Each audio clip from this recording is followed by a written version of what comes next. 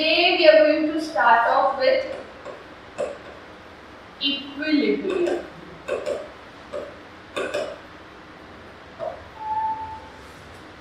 अब सबसे पहली बात इक्विलिब्रियम, हमने समझ तो लिया इक्विलिब्रियम होता क्या है, राइट? और इक्विलिब्रियम को समझने के लिए लेमन वाला सबसे अच्छा एग्जांपल जो लिया था हमने, मॉल वाला एग्जांपल लिया था, हाँ, number of exit and entry, ठीक है। अब इक्विलिब्रियम में दो टाइप एग्जिस्ट करते हैं, एक है स्टैटिक इक्विलिब्रियम और एक है डायनामिक इक्विलिब्रियम। अब मतलब क्या हुआ इन सब का? Static means something at rest, static means something at rest, so that means अगर मैं गए होंगे सब्जी लेने, कभी कोई गया है, उसके पास एक मैनुअल तराजू होता है, ठीक है, एक साइड पे वेट्स रखता है, एक साइड पे सब्जी तोलता है या फिर फ्रूट्स तोलता है, देखता है कि बीच में आ जाए, तो that type of equilibrium is a static equilibrium, कि एक बार बीच हो गया उसके बाद आगे कुछ नहीं होता। ऐसे ही सीसॉ में खेला है सबने, seesaw, and generally what children do, they try to balance them in between that they don't have to touch the ground. That state is referred as static equilibrium. Static equilibrium समझ आते हैं? तो ये dynamic से कैसे अलग है? Dynamic में क्या है? प्रोसेस चल रहा है, पर प्रोसेस इस तरीके से चल रहा है कि नेट चेंज जीरो हो गया है।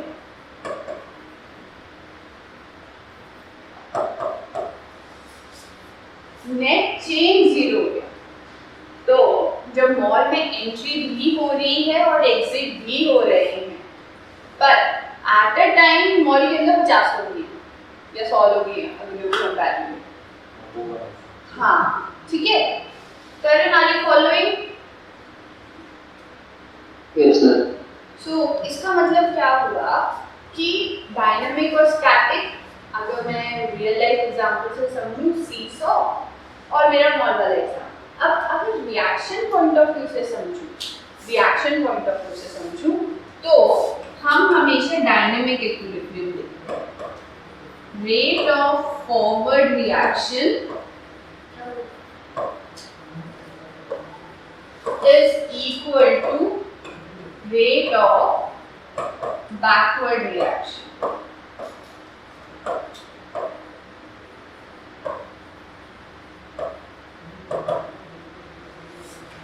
मतलब क्या हुआ? जिस तेजी से मेरा एग्जिट हो रही है, उसी तेजी से मेरी एंट्री भी हो रही है, तो दोनों का जो नेट चेंज हो गया, जीरो हो गया। सो एक रिएक्शन जिस तेजी से फॉरवर्ड जा रहा है और उसी तेजी से अंदर भी, बैकवर्ड भी जा रहा है, इस टाइप के इक्विलिब्रियम को डायनामिक इक्विलिब्रियम कहते हैं। चलो, अब इसे समझने के लिए एक और एग्जांपल लेते हैं। Let's say I have a beaker with an inlet pipe attached to it. Dynamic का तो मतलब चेंज होता है, चेंज होता है, चेंज नहीं हो रहा। नहीं, चेंज हो रहा है, पर चेंज ऐसे हो रहा है कि मेरा नेट चेंज जीरो है। ऐसा नहीं है कि मेरे इस एग्जांपल से समझाती हूँ। तो यहाँ देखो, एक बीकर है, इसमें लेट्स से इनिशियली इतना पानी था,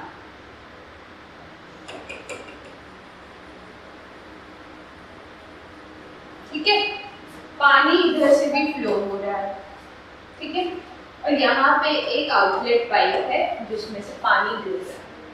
3 केसेस अराइज, 3 केसेस कैसे? केस 1 क्या है?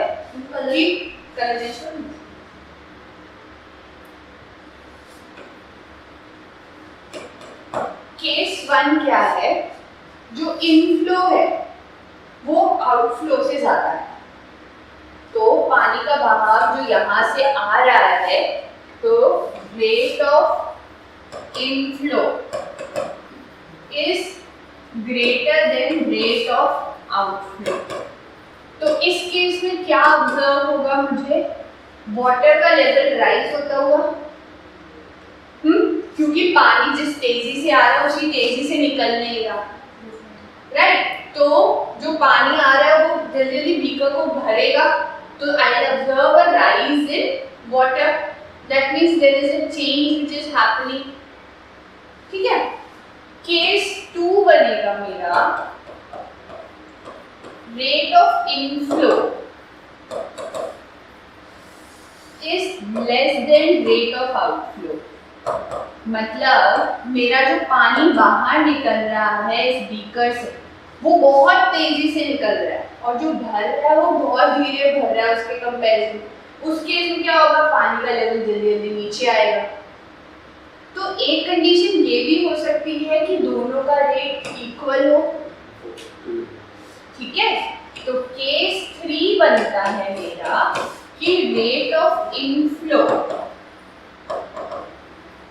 इक्वल हो रेट ऑफ आउटफ्लो से,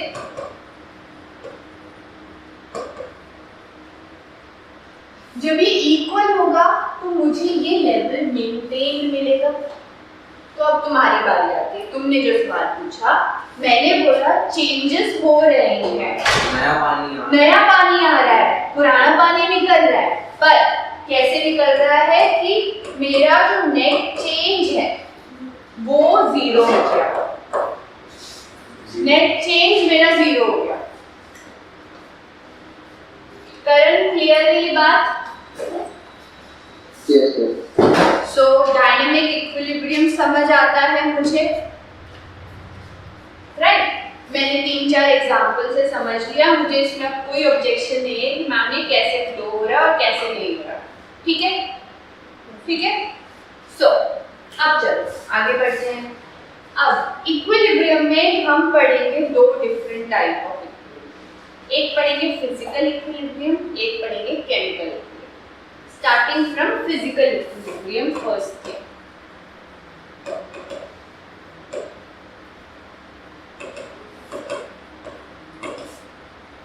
अब फिजिकल इक्विलिब्रियम हो रहा है तो उसको सीधा सीधा जब तुम अपने 9th क्लास में जाते हो, और नहीं 8th क्लास में जाते हो, फिजिकल चेंजेस केमिकल चेंजेस याद है, पढ़ा था एक चैप्टर 8th क्लास में। फिजिकल चेंजेस क्या होते हैं? फिजिकल चेंजेस क्या होते हैं? ये होता है कि केमिकल कॉम्पोजिशन सब्सटेंस का चेंज नहीं होगा। में लिखा था कि रिवर्सिबल होता है, ठीक है, coming to this, it's okay. धोखा बहुत चीजें देती है, ये तो केमिस्ट्री है। हम ऐसी चीजें जैसे धोखा एक्सपेक्ट नहीं कर रहा।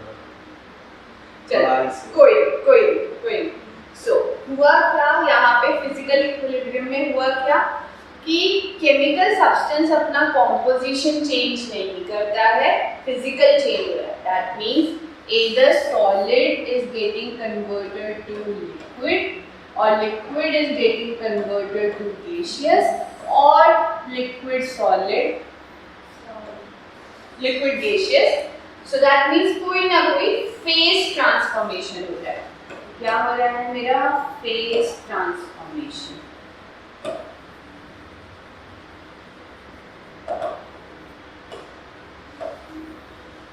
राइट। सो अगर मैं पहली चीज समझूं, solid to liquid equilibrium, solid to liquid जब जाता है तो क्या होता है प्रोसेस? मेल्टिंग। और लिक्विड टू सॉलिड जाता है तो उस प्रोसेस को क्या कहते हैं? Liquid to solid, freezing. इसमें इतने डाउट के साथ क्यों बोल रहे हो? फ्रीजिंग और fusion. Yes.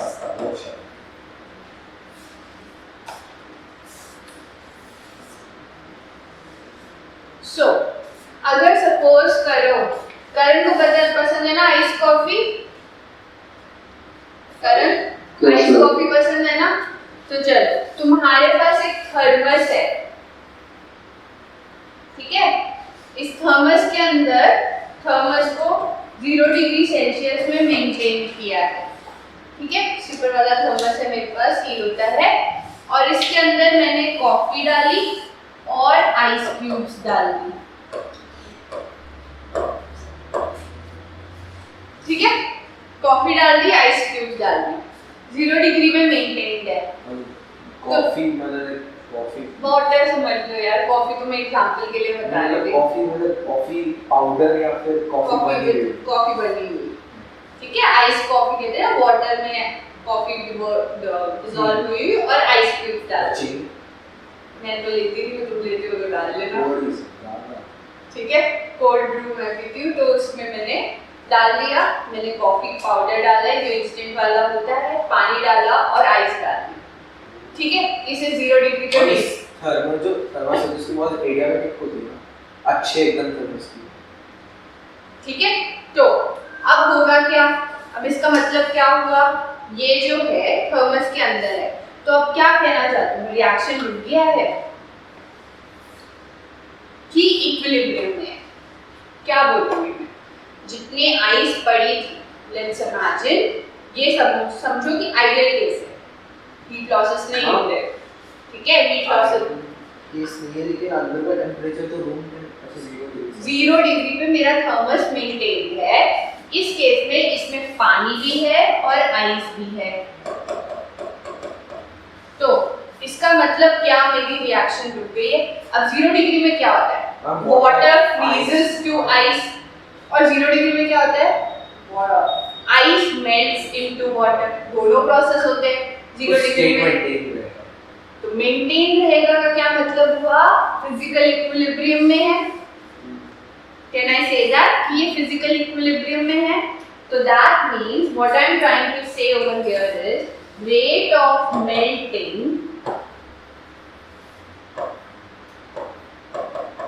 is equal to rate of freezing.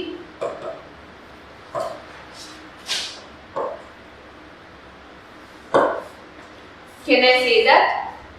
Rate of melting which is happening in the case of solid liquid equilibrium is equal to the rate of freezing. So this kind of physical equilibrium is your solid liquid equilibrium, wherein the rate of melting is equal to rate of freezing. Clear? Current clear है? So ऐसे ही मैं एक और system भी बना सकती हूँ जिसमें लिक्विड और गैसियस सिस्टम का। तो इस केस में क्या होगा, liquid to gaseous vaporisation, vaporisation process होता है।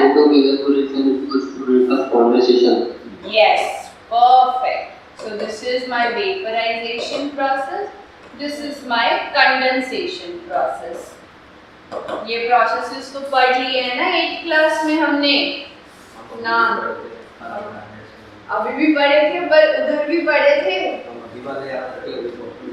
चलो ठीक है, तो इसका मतलब क्या हुआ, इक्विलिब्रियम में रेट ऑफ वेपराइजेशन और इवेपोरेशन दोनों बोल सकती हूँ मैं, vaporisation is equal to rate of condensation.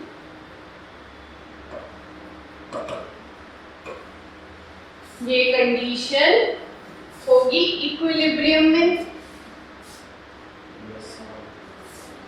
अब तो मतलब एक ही स्टेट बच गया मेरा, वो है solid to gaseous, solid to gaseous. Bhavna बताना सॉलिड टू गैसियस क्या होता है प्रोसेस को, उस प्रोसेस का नाम क्या है?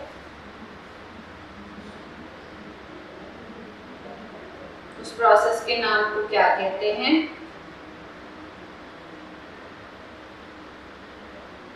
जब डायरेक्टली एक सॉलिड सब्सटेंस गैसियस में कन्वर्ट होता है। कोई सब्सटेंस पता है जो डे टू डे लाइफ में हम यूज करते हो?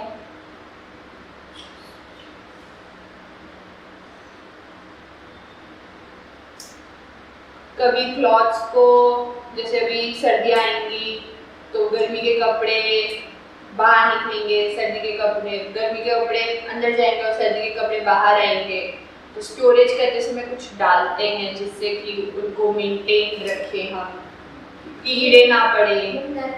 Yes, naphthalene. नैफ्थलीन बॉल्स कुछ दिन में गायब हो जाती है, सिर्फ स्मेल रहती है, राइट? तो हम लोग उसे लिक्विड स्टेट में तो कहीं देखते नहीं है, स्मेल रहती है, तो दैट मींस वेपर्स के फॉर्म में प्रेजेंट है। तो ये प्रोसेस क्या हुआ, सॉलिड टू गैसियस हुआ डायरेक्टली, और इस प्रोसेस को क्या कहते हैं बताओ? सब्लिमेशन। Yes, sublimation. उल्टे को क्या कहेंगे, गैसियस टू सॉलिड?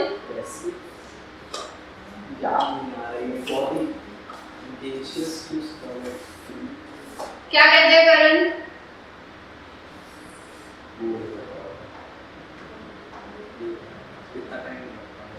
डिपोजिशन।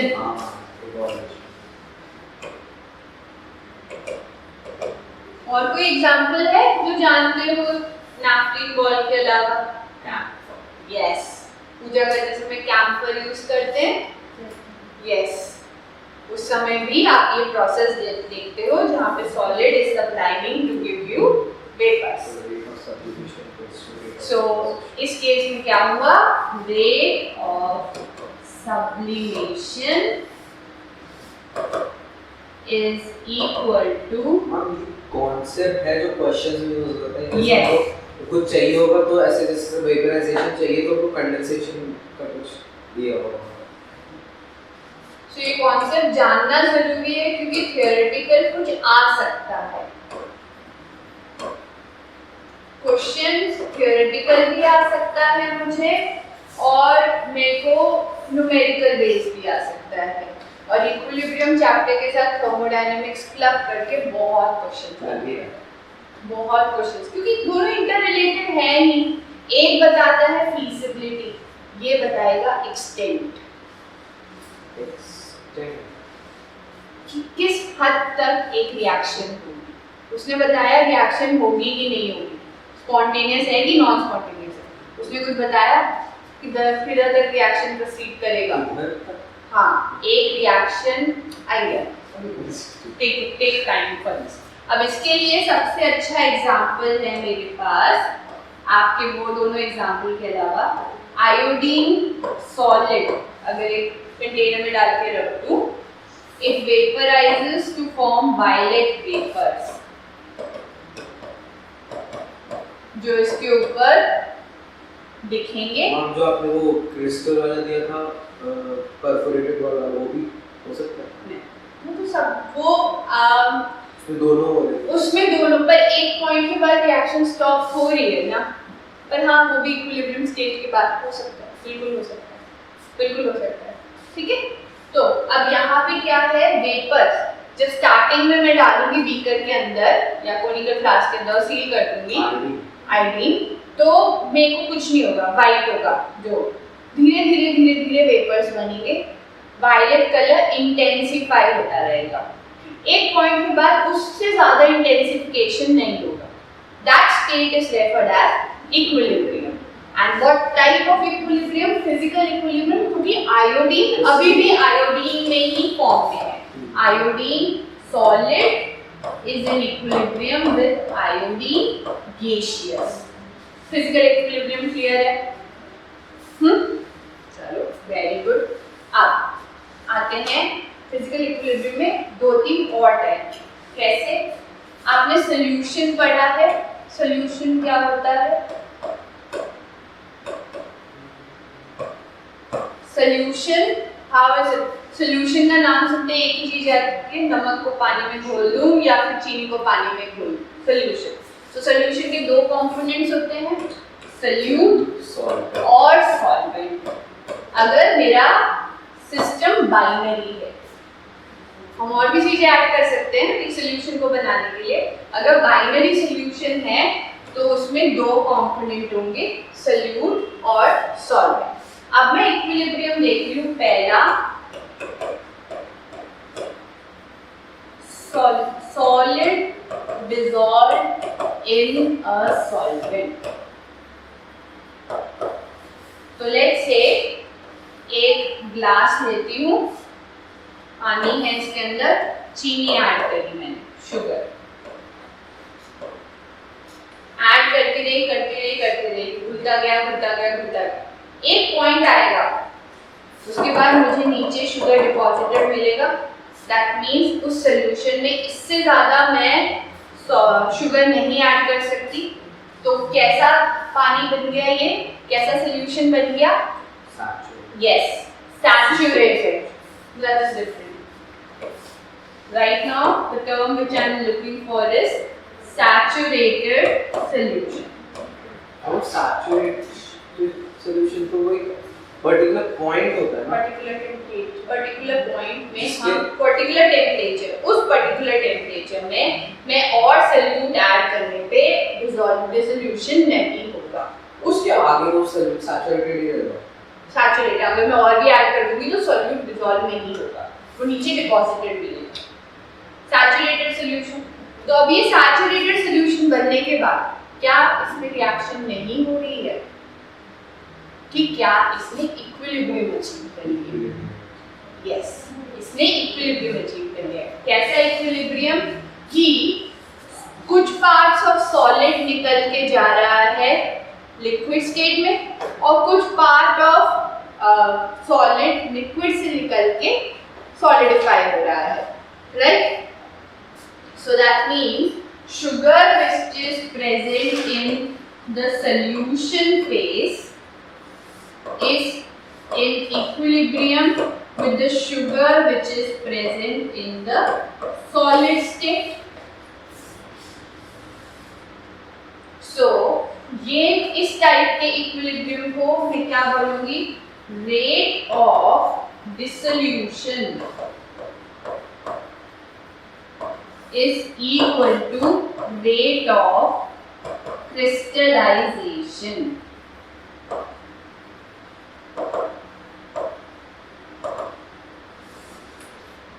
तो क्या हो रहा है? शुगर के क्रिस्टल्स वापस बन रहे हैं, राइट? और वैसे ही शुगर के कुछ क्रिस्टल सॉल्यूशन में जा रहे हैं। So they are in dynamic equilibrium with one another.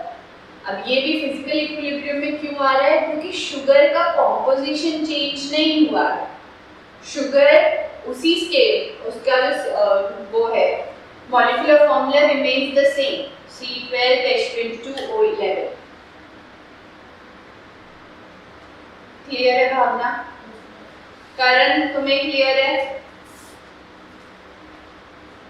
Yes ma'am. Shivesh, चलो बढ़िया। क्या हम गैसेस को डिसॉल्व कर सकते हैं लिक्विड में? ऑक्सीजन डिसॉल्व होती है, ऑक्सीजन डिसॉल्व होती है और कर सकते हैं, मतलब सो गैसेस इन लिक्विड का भी एक इक्विलिब्रियम हो सकता है मेरे हिसाब से। मतलब अब इसको समझने के लिए सबसे अच्छा एग्जाम्पल, पेप्सी, कोका कोला पसंद है किसी को? नहीं पसंद, देखी तो होगी, फिर देखी है।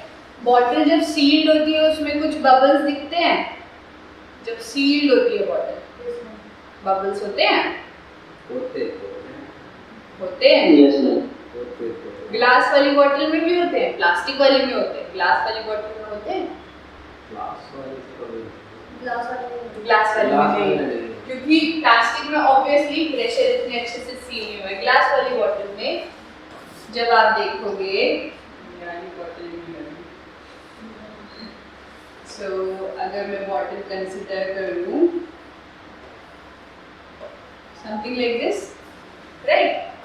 इसमें यहाँ तक लिक्विड फिल्ड होता है, लिक्विड फिल्ड होता है, और जैसे ही मैं इसे खोल देती हूँ तो क्या होता है? बबल्स रश होके बाहर को आते हैं। और जब मैं ग्लास में डालती हूँ, जब मुझे लगता है ग्लास पूरा भर गया है पर ऊपर सिर्फ बबल्स होते हैं, सो दैट मीन्स कौन सी गैस निकलती है इसमें से? CO2 gas. CO2 गैस होती है। तो अब ये CO2 गैस मेरे खोलते ही क्यों निकली? जगह मिल गई कि प्रेशर चेंज हुआ? प्रेशर चेंज हो गया, मतलब पहले प्रेस यस, प्रेशराइज थी, खोलने से pressure. So that means gases को डिसॉल्व करने के लिए हाई प्रेशर चाहिए। ये समझ आता है मुझे?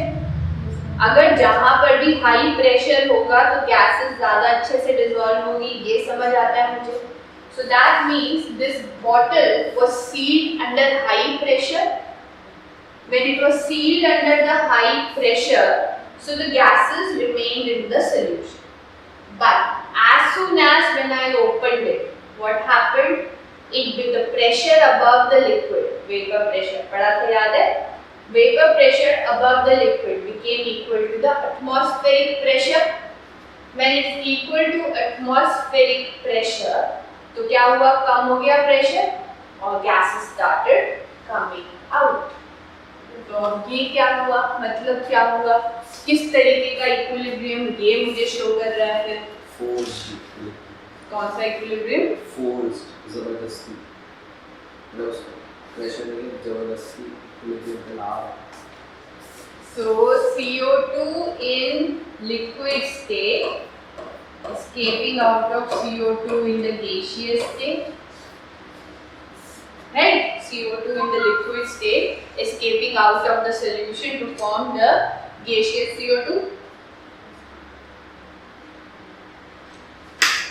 So this type of equilibrium के लिए अब कितना गैस डिसॉल्व हो सकता है एक लिक्विड में, वो डिफाइन होगा प्रेशर से। प्रेशर का फंक्शन हो जाता है, उसी के बेसिस पे मेरा लॉ डिफाइंड है, हेनरीज लॉ। हेनरी मोज़ले, हेनरी मोज़ले, मोज़ले है केपी हेनरी, केपी हेनरी शायद मेरे साथ, ठीक है। हेनरीज लॉ क्या कहता है? The amount of gas, the amount of gas dissolved in a solvent is directly proportional to the partial pressure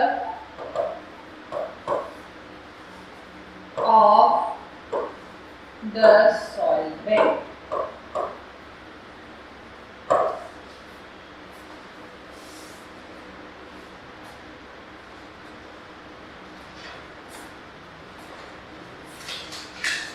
At a very particular temperature. इस लॉ को हम बहुत डिटेल में पढ़ेंगे 12th स्टैंडर्ड में सॉल्यूशन चैप्टर में। अभी के लिए ये जानना काफी है, प्रेशर हाई होगा तो गैसेस डिसॉल्व होंगे सॉल्वेंट के अंदर, प्रेशर कम होगा तो गैसेस निकल के आ जाएंगी सॉल्वेंट से। अभी के लिए इतना जानना काफी है, कैसे प्रोपोर्शनल है। चलो ठीक है। अब अगर मैं फिजिकल इक्विलिब्रियम को समराइज करूं, हमने क्या क्या पढ़ा फिजिकल इक्विलिब्रियम में? फिजिकल इक्विलिब्रियम पहली चीज पढ़ी, it is applicable in a closed system.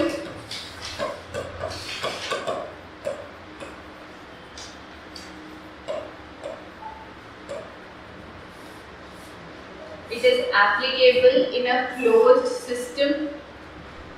It happens at one particular temperature.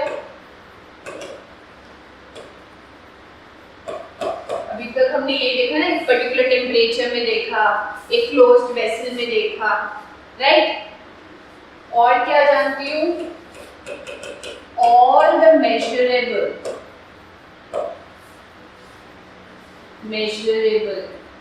quantities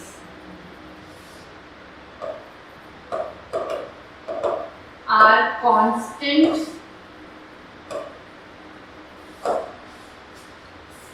all the measurable quantity are constant and system attains a dynamic equilibrium.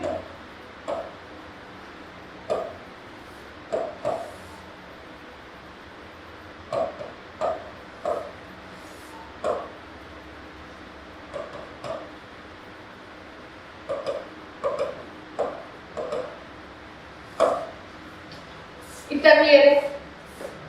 Physical equilibrium sums up, खत्म होता है हमारा physical equilibrium. So that means physical equilibrium में state changes के accordingly equilibrium exist करेगा। तो मतलब हमारा नेक्स्ट इक्विलिब्रियम हम क्या पढ़ेंगे? हम पढ़ेंगे केमिकल इक्विलिब्रियम।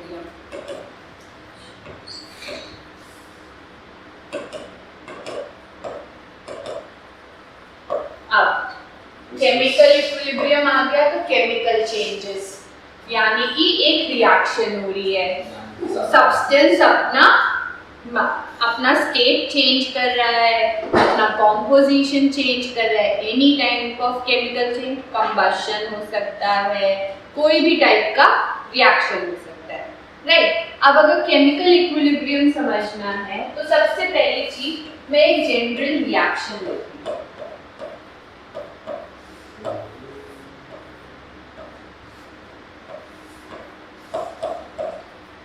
अब अगर जनरल रिएक्शन लेती हूँ, अब मेरे ये वाला साइड क्या है? ये है मेरे रिएक्टेंट्स और ये है मेरे प्रोडक्ट्स, और जो छोटा A B C D है वो हो गए मेरे स्टोइचियोमेट्रिक कोएफिशिएंट। इतना समझ आता है मुझे रिएक्शन के बारे में?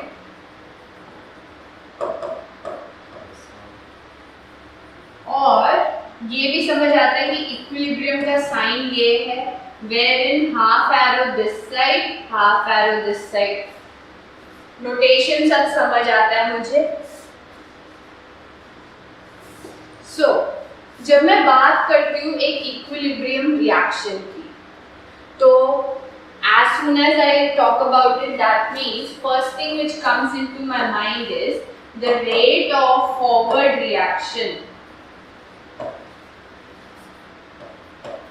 is equal to rate of backward reaction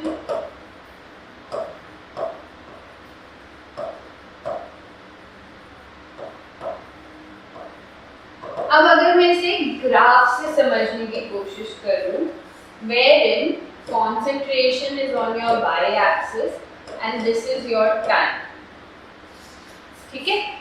अब at the initial, जब मैं टाइम इज इक्वल टू 0 पे हूँ, जब मैं रिएक्शन शुरू कर रही हूँ, तो तब मेरे पास सिर्फ रिएक्टेंट्स होंगे A और B, right. Let's say A और B यहाँ पे इतने हैं मेरे पास एट 0। कंसंट्रेशन किसकी बात हो रही है? कंसंट्रेशन सबकी बात होगी, A और B पूरा। तो मैं इसे टुगेदर कंसीडर कर रही हूँ, A और B as reactants and C and D as a product. तो मेरे initial concentration of reactant R is here, और जब टाइम 0 है तो प्रोडक्ट तो बना नहीं होगा, तो वो हो गया P यहाँ पर। तो जैसे जैसे रिएक्शन बढ़ेगा तो क्या होगा? रिएक्टेंट घटता जाएगा, प्रोडक्ट बनता जाएगा, राइट। तो दैट मीन्स रिएक्टेंट घट रहा है ऐसे और प्रोडक्ट बन रहा है ऐसे।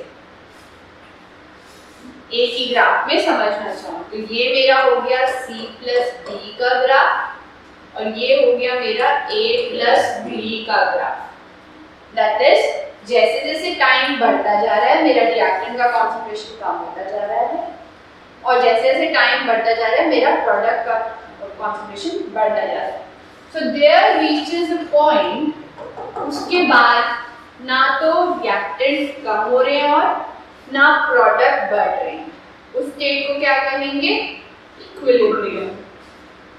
So let's say that is achieved over here at equilibrium। Clear है ग्राफ को समझना? अगर मैं इसे लेमन लैंग्वेज में समझूं तो मैं कुछ खरीदने गई हूँ मार्केट में, वॉलेट में पैसे लेकर गई हूँ, जैसे जैसे मैं चीज़ें खरीदती जाऊंगी मेरे वॉलेट में से पैसे घटते जाएंगे, वही वाला। तो मेरे पैसे घटते जाएंगे तो दैट मीन्स मेरे रिएक्टेंट हो गए पैसे, और चीज़ें आती गई तो प्रोडक्ट्स हो गए, जैसे जैसे मैं कुछ खरीदती रही। ठीक है, चलो इतना समझ आता है तो फिर अब हमें समझना होगा let's say reaction point of view. अभी तो मैंने एक जनरल रिएक्शन लिया, लेट्स से मैं ग्राफ प्लॉट करना चाहती हूँ N2 gaseous reacting with 3H2 gaseous resulting in formation of 2 ammonia which is also in the gaseous state. That means मेरे को अगर इसका ग्राफ वही टाइम वर्सेस कॉन्सेंट्रेशन लेती हूँ तो कैसा बनना चाहिए? जीरो से, ठीक है वो तो क्लियर है। चलो NH3 से 0 तक, दिस इज माय NH3। चलो N2 और H2, अब दोनों में मोल्स में अंतर है तो एक हायर कॉन्सेंट्रेशन में होगा, एक lower concentration, so that means 2 H2। So this is my N2, this is my H2, and let's say this is my equilibrium state. Plot हो पाया?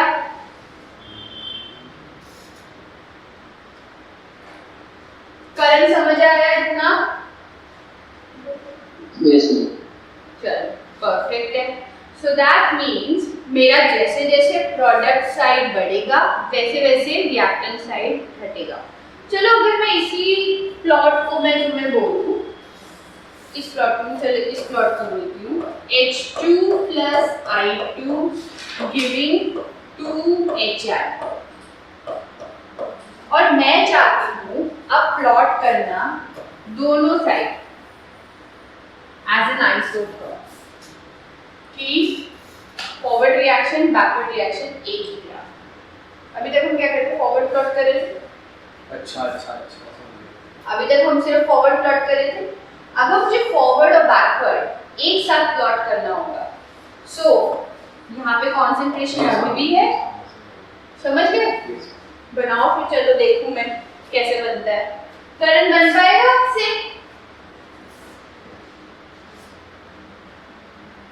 Yes, ma'am. ट्राई करो।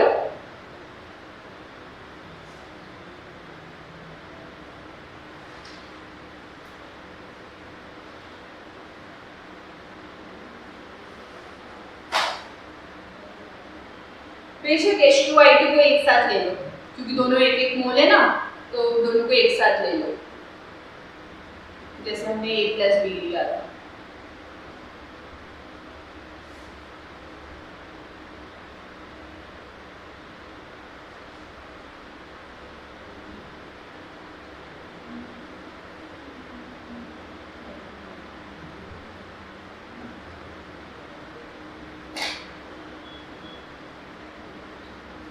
मैं हेल्प करूं?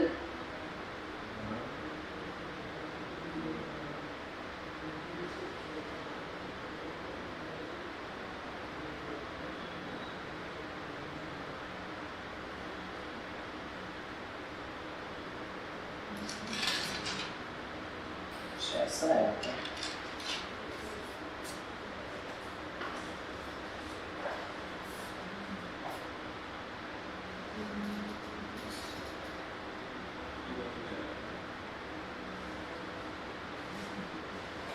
करंट बना कुछ? चलो इधर देखिए एक बार, इक्विलिब्रियम लेट्स से यहाँ पर है, ठीक है? इक्विलिब्रियम यहाँ पर है। गेस हम ऐसे तो ऐसा होगा। देखिए, देखना मैच करके देखिए। इक्विलिब्रियम यहाँ पर है, H2I2 यहाँ से शुरू हुआ,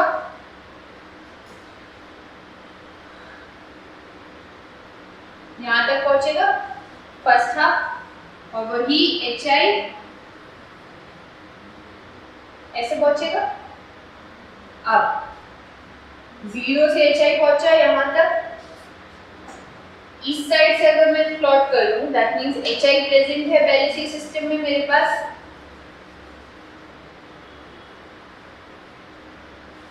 ऐसे आएगा, और यही यहाँ पे ये 0 को अप्रोच करेगा। तो ये क्या हुआ, ये HI हुआ और ये H2 प्लस I4 हुआ। तो क्या हुआ, समझ आया था अपना? क्या समझ आया बताओ मुझे। तो यहाँ पे जब मैं इस फर्स्ट हाफ में देखूंगी वो होगा मेरा फॉरवर्ड रिएक्शन, H2I2 घट रहा है until the equilibrium is achieved। यही जब जोड़ दिया ना हमको। हाँ जी, दोनों ग्राफ को जोड़ा है हमने, एक सॉर्ट ऑफ जोड़ा है हमने। ऐसे ग्राफ वाले क्वेश्चन आ जाते हैं। अगर ग्राफ को कॉम्प्रिहेंड करना आएगा तभी तो ग्राफ वाले क्वेश्चन कर पाओगे, समझ रहे हो? जब ग्राफ ऐसा भी दे सकता है, ऐसा भी दे सकता है, तो जैसा देगा आपको समझ तो आना चाहिए ना ये ग्राफ बोलना क्या जा रहा है। ऐसा आया तो आधा इसका, तो आपको समझना तो आना चाहिए ना कि हम एक्चुअली में ग्राफ क्या हो रहा है। You should understand that as well, right? Clear it? So that means we are clear how is exactly the reactant is following the path of product formation, reaching an equilibrium. So I can summarize over here stating that chemical equilibrium भी closed system में हो रहा है। सारी observable property like pressure, temperature, color, ये सब equilibrium में एक constant position पे पहुंच जाते हैं या constant value पे आ जाते हैं। At equilibrium are constant।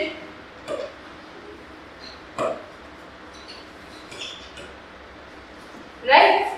ये दो चीज तो हम इन्फर करते हैं। उसके अलावा equilibrium is dynamic in nature.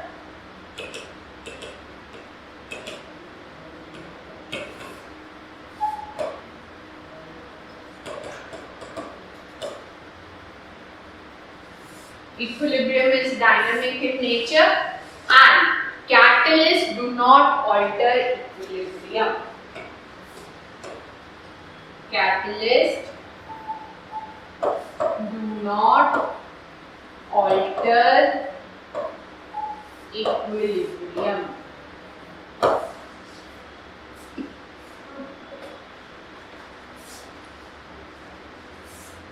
So, ये तो होगी पूरी थियोरेटिकल बातें। अब मैं इस इक्विलिब्रियम को यूज कैसे करूं? मुझे ये तो समझ आ गया कि इक्विलिब्रियम अचीव हो गया। अब मुझे एक वैल्यू भी तो चाहिए होगी जिससे कि मैं एक मेजरेबल वैल्यू हो जिससे मैं पता लगा सकूं कि इक्विलिब्रियम अचीव हो गया है और ये मेरी वैल्यू है। उसके लिए हम पढ़ेंगे लॉज ऑफ केमिकल इक्विलिब्रियम।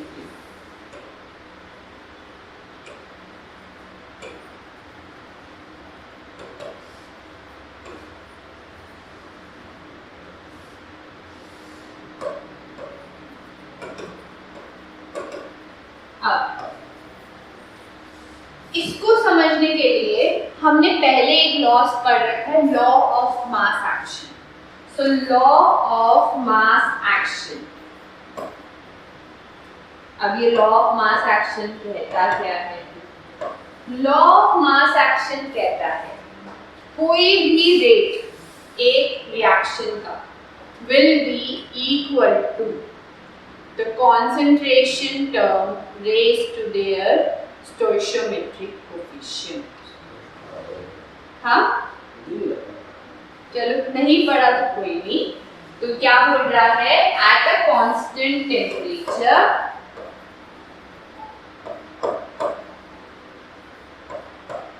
हर चीज एक पर्टिकुलर टेम्परेचर में हो रही है। at a constant temperature the rate of a reaction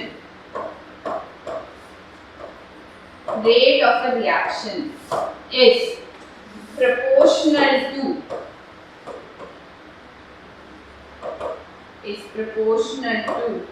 the product of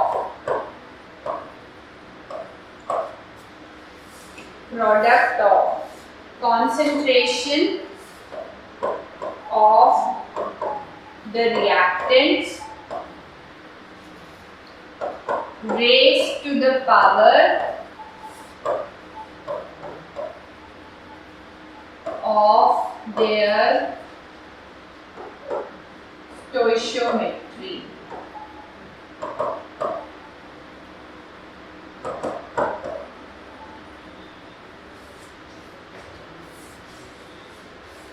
तो क्या बोलना चाहता है, अगर मेरे पास कोई रिएक्शन है XA plus YB giving products, तो इस रिएक्शन का rate will be equal to K, which is the constant of this reaction, A raised to the power X, B raised to the power Y.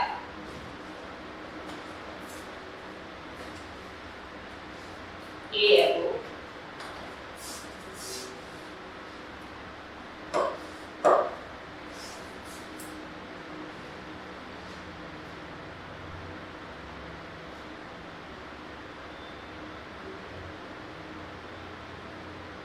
ठीक है, K to be on the safer side, अभी KF नहीं लिखाएंगे। ठीक है, law of mass action. ठीक है, अब इसी में क्या मॉडिफिकेशन करेंगे लॉ ऑफ केमिकल इक्विलिब्रियम में।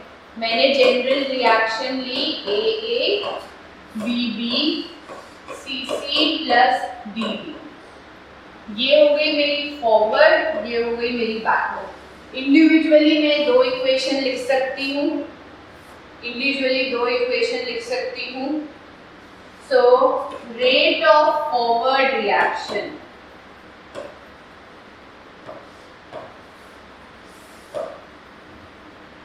will be equal to KF forward के केस में A raised to the power A, B raised to the power B. ऐसे ही rate of backward reaction is equal to KB C raised to the power C and D raised to the power D. क्या मैं ये लिख सकती हूँ from law of mass action?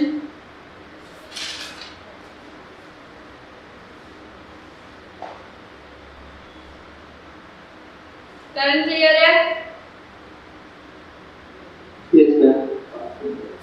अब equilibrium में क्या कंडीशन पता है मुझे? अगर ये रिएक्शन इक्विलिब्रियम में है तो मुझे क्या कंडीशन पता है? Rate of forward reaction is equal to rate of backward, पता है ये? So that means rate of forward reaction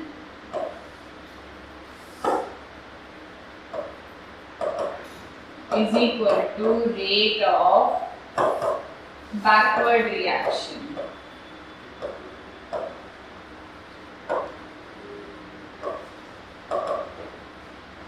So that means Kf A raised to the power A, B raised to the power B is equal to Kb C raised to the power C and D raised to the power D. अब सारे concentration term को एक side ले जाऊं और constants को एक side ले आऊं तो मेरा बनेगा Kf upon Kb is equal to Cc Db AA BB। सो यहाँ से मेरा निकलता है इक्विलिब्रियम कांस्टेंट Kc। ये कांस्टेंट है एक टर्म, कांस्टेंट ऑफ प्रोपोर्शनैलिटी है।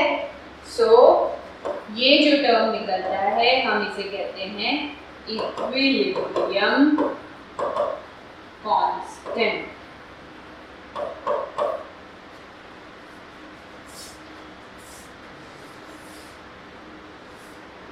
क्लियर है? So this is my law of chemical equilibrium. What does it say? It says at a particular given temperature, the ratio of the product raised to the power of their stoichiometry to the reactant raised to the power of their stoichiometric coefficient gives you a value of equilibrium constant Kc. अब इस equation की importance कैसी है? ये equation क्या होगा? सिर्फ और सिर्फ इक्विलिब्रियम में वैलिड होगा, है ना?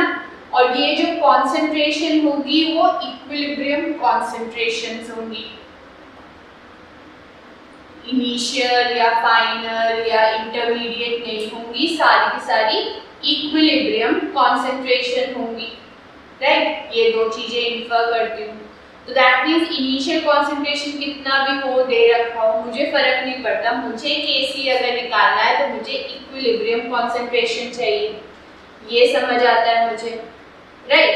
अब 2-3 वो देखते हैं हम। अगर जैसे हमने एंथैल्पी को प्लस करते तो एंथैल्पी प्लस हो जाती थी, अगर रिएक्शन को प्लस करते हैं तो एंथैल्पी प्लस हो जाती थी, एडिक्टिव थी और वैसी सब्ट्रैक्टिव भी थी। अब इस केस में, और अगर रिवर्स कर दो तो साइन चेंज कर लेती थी, याद है? अब इस केस में Kc क्या क्या करता है ये अंडरस्टैंड करते हैं। अगर अब लेट्स से इंस्टेड ऑफ क्या हुआ बताओ। अच्छा, instead of AA giving BB and CC, I give you CC plus DD giving AA plus BB, and I tell you to write the equilibrium constant for this. तो KF C to the power C plus KF नहीं आएगा ना?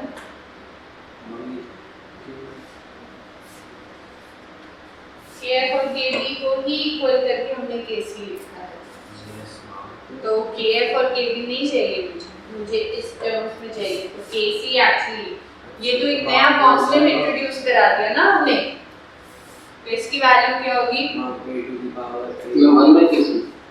Yes, A to the power A, B to the power B upon C to the power C and D to the power D। और अगर मैं इसे और उसे compare करूं तो it is basically 1/Kc। So what is the relationship between the backward and the forward is it becomes 1/। उधर हम साइन चेंज करते हैं, एंथैल्पी के केस में पॉजिटिव नेगेटिव हो जाता है और नेगेटिव पॉजिटिव, यहाँ पे 1/, हो जाता है। एक फंक्शन सीखा मैंने।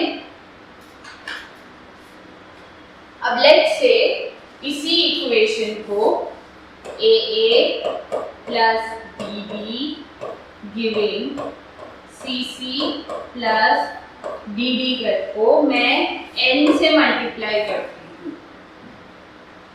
कब मेरे Kc डबल डैश की वैल्यू क्या आएगी? अगर मैं इसे n से मल्टीप्लाई कर दूँ थ्रू आउट, या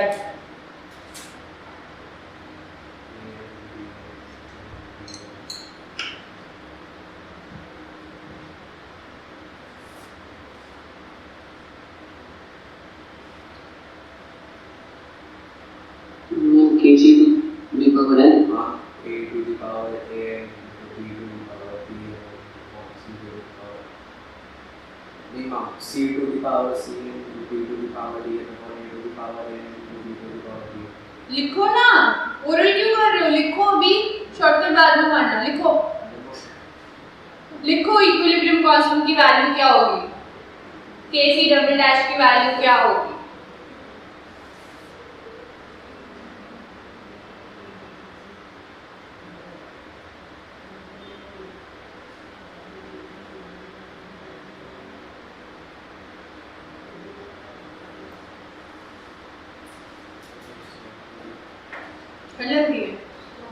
अच्छा, लिखो कैसे लिखते हैं इक्विलिब्रियम कांस्टेंट। लिखो प्रोडक्ट्स अपॉन रिएक्टेंट। अगर ये इनटू n हो रहा है तो इसका मतलब क्या हो रहा है? मैं इसे n से इनटू कर रही हूँ,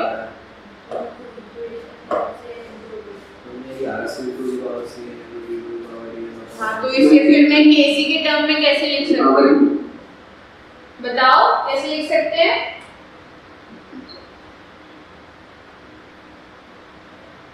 करण बताओ।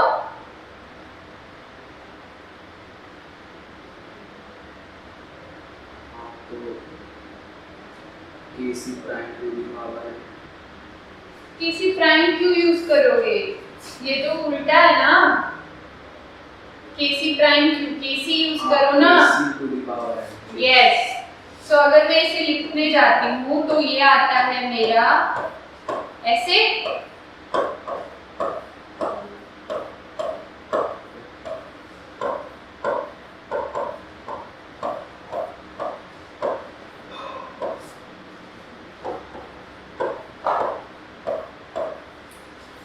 ऐसे होता है। तो दैट मीन्स पूरा n से अपर पावर है तो मैं पूरा बाहर ले सकती हूँ। So when I take it outside what would it become equal to?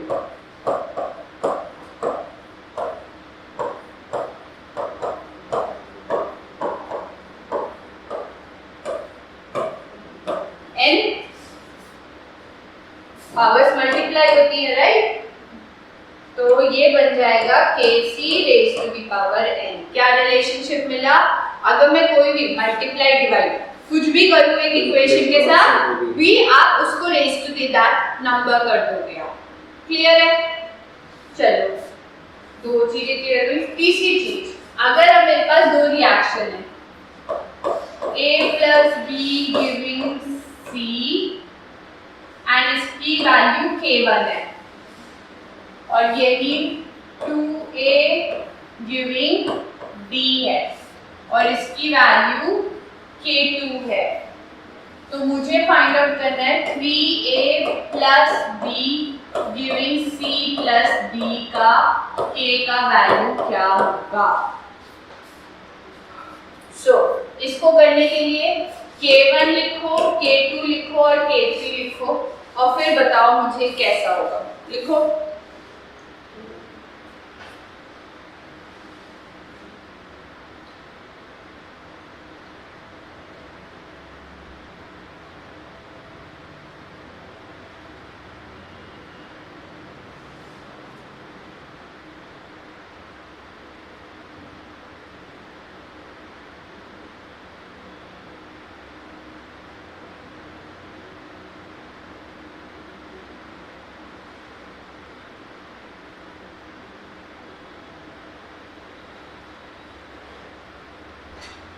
k3 को k1 और k2 के टर्म्स में बनाना है। भावना कितना समझ आया है? तो मुझे k1 क्या क्या लिख सकती हूँ? फिर मैं k1 को कैसे लिखेंगे? k1 को कैसे लिख सकते हैं? फिर मैं प्रोडक्ट अपॉन रिएक्टेंट लिखूंगी, ये समझ आ रहा है? प्रोडक्ट क्या है यहाँ पर? C प्रोडक्ट है और रिएक्टेंट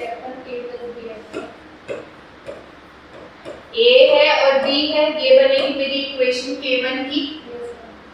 k2 की क्या बनेगी? हाँ, B प्रोडक्ट है। B प्रोडक्ट है और A raise to the power 2 ये मिलेगा, और जो मेरा k3 होगा वो होगा C D upon A Q and B Q क्यों होगा? ठीक है। सो दैट मीन्स मुझे ये अराइव कराना है बाय दिस, और इन दोनों को मैं प्लस करती हूँ तो मुझे ये मिलेगा। ये बात क्लियर है? अब मैं तो प्लस कर रही हूँ, मुझे पता है कि एंथैल्पी प्लस तो होगी नहीं, तो अगर मैं इसे मल्टीप्लाई करके देखती हूँ क्या हो रहा है, k1 इंटू k2।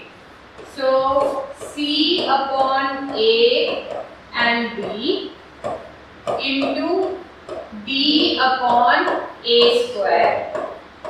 सो मुझे क्या वही चीज मिल रही है जो मुझे k3 में चाहिए?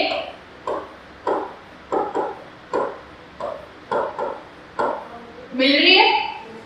सो दैट मीन्स अगर मैं दो रिएक्शन को प्लस कर रही हूँ तो इक्विलिब्रियम कांस्टेंट में कैसा होगा? I will get the new equilibrium constant by multiplying both of them. Clear है?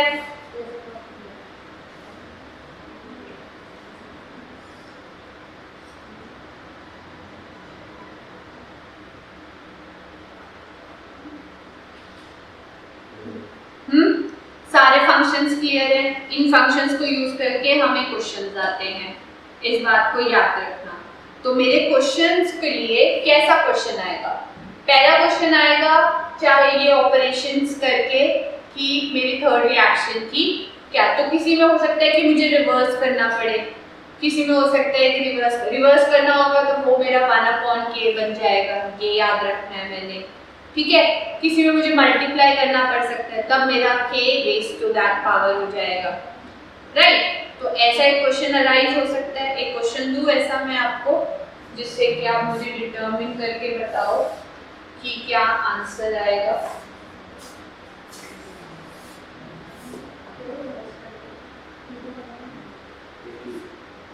The equilibrium constant of the following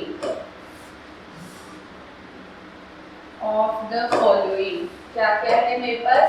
N2 plus 3H2 giving 2 ammonia, K1 है ये, N2 plus O2 giving 2 NO, ये K2 है, H2 plus half O2 giving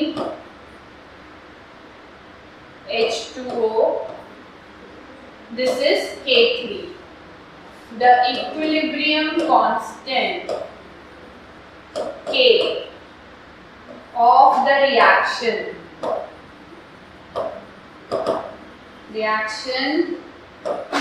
2NH3 plus 5/2O2 giving 2NO plus 3H2O will be, and your options are K2, K3 thrice upon K1, K1, K3 thrice upon K2, C option K2, K3 thrice upon K1, and your D option K2, K3 upon K1। कैसे करेंगे इसे? वही तीन जो हमने applications use करी है, मतलब हेस लॉ की तरह वहाँ पे एडिशन और सब्ट्रैक्शन हो रहा था, यहाँ पे 1/, या फिर कुछ और हो जाएगा। ये ABC क्या है? Molar mass. कौन सा? Capital A। कंसंट्रेशन। उसकी वैल्यू क्या है? अभी आप वैल्यू क्यों लोगे? आपको K1 K2 के फॉर्म में चाहिए। अगर आपको फिर तो मैं ये समझूं कि आपको ये समझ नहीं आया, ये स्क्वायर ब्रैकेट रिप्रेजेंट करता है मोलर कंसंट्रेशन ऑफ ईच। अच्छा, molar concentration of the reactants and products at equilibrium. That will only give me equilibrium constant. ये लो ऑप्शंस। हाँ हाँ, तो देखो क्या सेम ही करना है, पर आपको कैसे करना आपको मुझे बताना पड़ेगा। कैसे मुझे 2 ammonia plus 5 O2 giving 2 NO plus 3 water मिलेगा, आपको मुझे ये बताना है।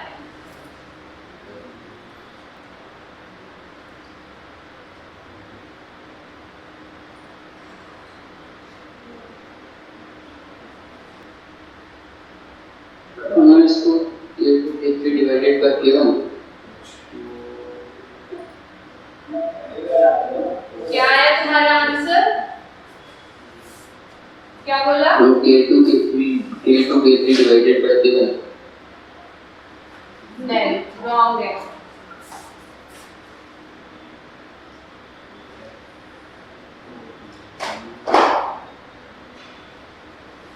कैसे करेंगे भावना?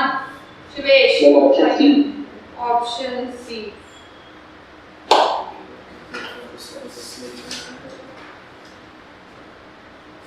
हो सकता है। शिवेश बताएगा कैसे करेंगे। शिवेश, वरना करण बताएगा कैसे करेंगे। करण कैसे करेंगे फिर? कैसे किया आपने?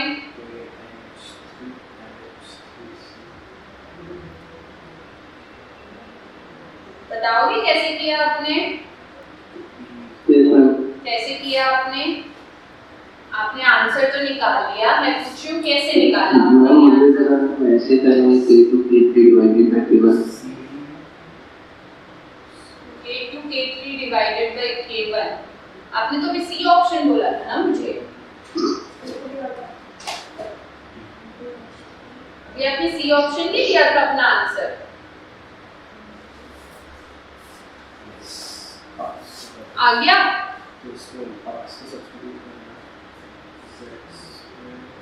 भावना आया? करण बताओ कैसे किया, तभी तो मुझे समझ आएगा कि आप समझे हो कि नहीं। हाँ, पहला ऑप्शन क्या लिखा हुआ है? K2 cube. K2 cube K2 cube K3 upon K1।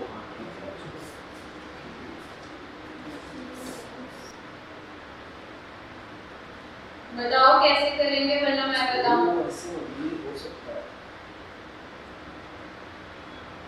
नहीं हो रहा?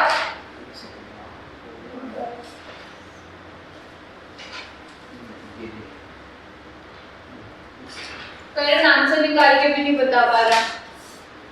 मैं ही बता दूं? भावना,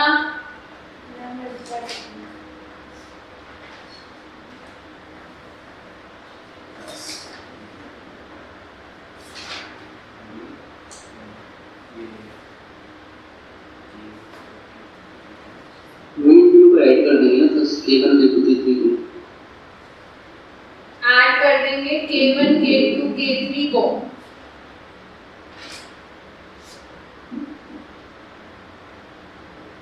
चलो मैं बता रही हूँ फिर।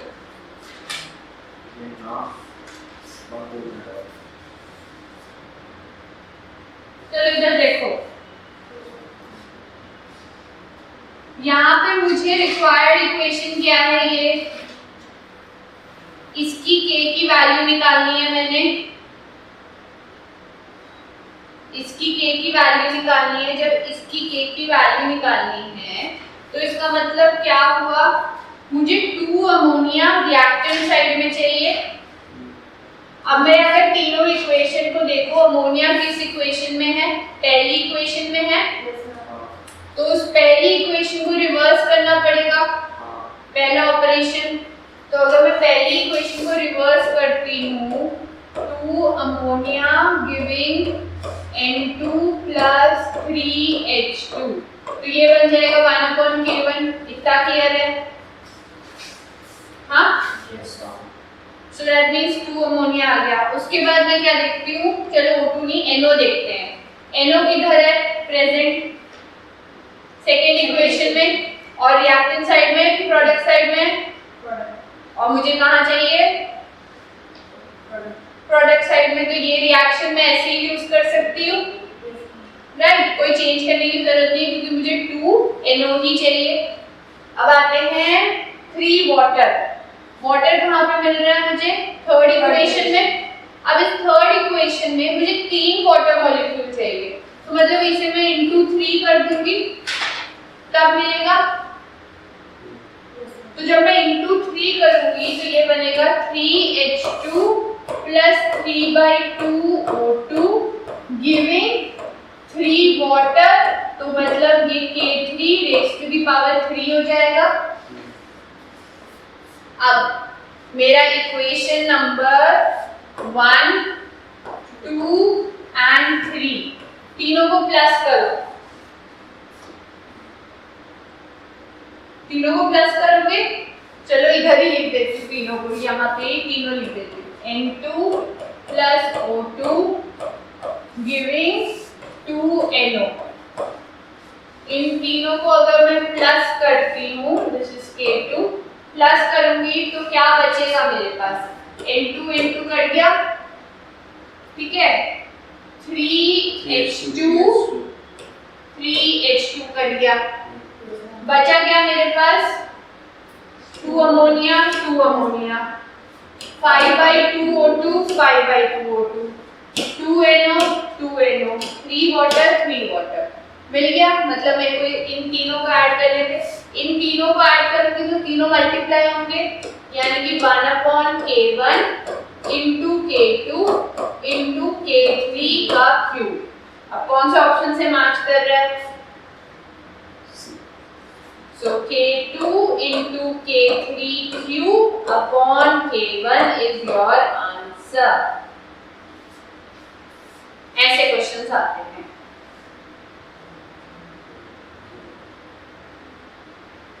कितना डिफिकल्ट है? हाँ, हेस लॉ में प्लस हो जाता है तो इसलिए फर्क नहीं पड़ता, प्लस प्लस कर रहे थे माइनस माइनस, यहाँ तो क्या 1/, करना है या रेज टू दी पावर करना है और इनटू करना है, ये ध्यान रखना पड़ता है। हेस लॉ अगर अच्छे से आता है तो ये तो बहुत ही वैसी चीज है, राइट। चलो, ये था one type of question. Another type of question कैसा आता है इसमें,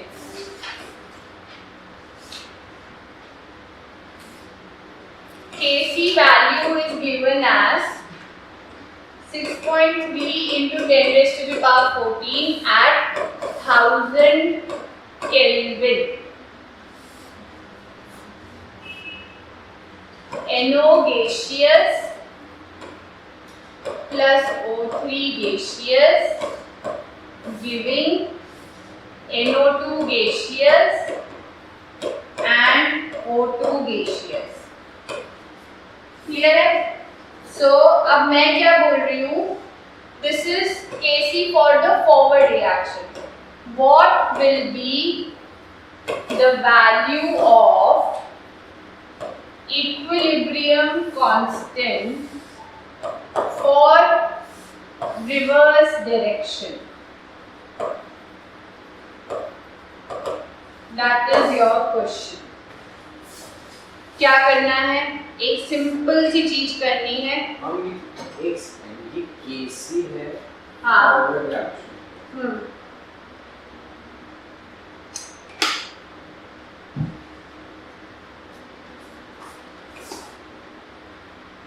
इस रिएक्शन का Kc है, फॉरवर्ड रिएक्शन से अच्छा, the Kc for this particular reaction is, हम ये Kc हमको Kf निकालना है। ना ना ना ना ना फॉरवर्ड बैकवर्ड से छोड़ो। The Kc is equilibrium constant. Equilibrium constant for this reaction is given as 6.3 into 10 raised to the power 14 at 1000 Kelvin. I am telling you to what will be the value of equilibrium constant for reverse direction. Reverse direction as in अगर मैं reaction को पलट दूँ, पलट लेते ना हम reaction को पलट दूँ at 1000 Kelvin itself. So पलटूंगी तो क्या होगा, NO2 gaseous plus O2 gaseous giving NO gaseous and O3 gaseous। तो यानी कि इसकी वैल्यू K की 1/Kc होगी, वैल्यू सब्स्टिट्यूट कर दो, इसको 1/, करना है, निकालो वैल्यू। इजी था पर हुआ नहीं मुझसे, बोलो। नहीं मैम, कांस्टेंट है वो। इक्विलिब्रियम हमेशा जब भी लिखा जाएगा इक्विलिब्रियम, देखो अब ये तो समझ आया कि अगर मैं रिएक्शन को रिवर्स कर देती हूँ इक्विलिब्रियम कांस्टेंट 1/, हो जाता है, तो इसका मतलब मैं एक रिएक्शन को अगर फॉरवर्ड रिएक्शन बोल रही हूँ, मैं ये तो नहीं बोल रही ना फॉरवर्ड रिएक्शन का रेट। हमने जब इक्वेशन निकाली थी हमने कांस्टेंट की वैल्यू नहीं निकाली थी, लॉ ऑफ मास एक्शन से हमने रेट ऑफ फॉरवर्ड रिएक्शन निकाला था, याद रखो। तो यहाँ पे क्या है, इक्विलिब्रियम कांस्टेंट दिया है फॉरवर्ड रिएक्शन का, यानी कि इस डायरेक्शन का इक्विलिब्रियम कांस्टेंट, यानी कि ये प्रोडक्ट साइड में और ये रिएक्टेंट साइड में इक्विलिब्रियम कांस्टेंट ये है। यही जब मैं रिवर्स कर दूं तो क्या कंडीशन पे मेरा क्या वैल्यू आएगा, मेरा सिर्फ सवाल इतना है। तो दैट मीन्स मैंने रिवर्स कर दी रिएक्शन, तो प्रोडक्ट्स रिएक्टेंट्स पे आ गए, रिएक्टेंट्स प्रोडक्ट्स पे आ गए, तो Kc की वैल्यू 1 हो गई।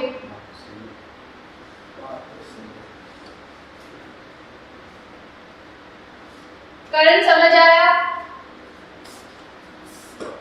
यस मैम, मैं रिवर्स भी कर सकते हैं।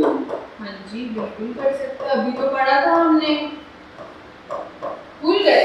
पढ़ा था अभी, क्या आएगी वैल्यू इसकी?